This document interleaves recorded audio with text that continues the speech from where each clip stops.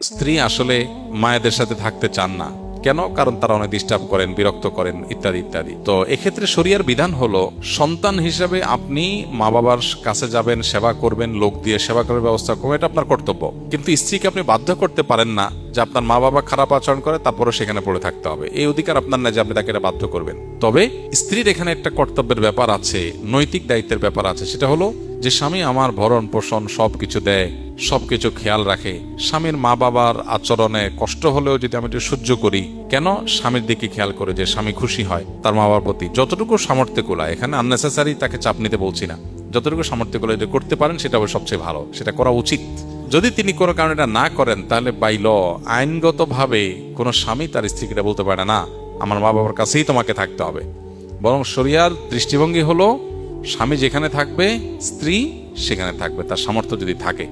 তাহলে মা বাবার জন্য কাজের লোক দিয়ে আপনি যেমন ব্যবস্থা করবেন, আবার আপনিও ঘন ঘন যাবেন, শুধু কাজের লোক দিয়ে হবে না।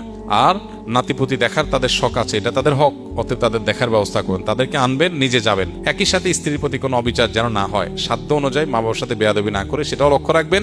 আবার স্ত্রীকেও বোঝানোর চেষ্টা করবেন, মা বাবার হয়ে ওজোর খাই করার চেষ্টা করবেন। এখানে আসলে ওই যে পাটার পুতার ঘষাঘষিতে মরিচের যে অবস্থা হয়, অনেকটা সে অবস্থা হয় আর কি। এটুকু করা লাগে। সাংসারিক জীবনে একটু শান্তিতে থাকতে চাইলে বেশি পণ্ডিতি না করে এই পাটা পুতার মাঝখানে মরিচের মতো আপনার ধৈর্য সহ্য করে পুরুষদেরকে থাকতে হয়।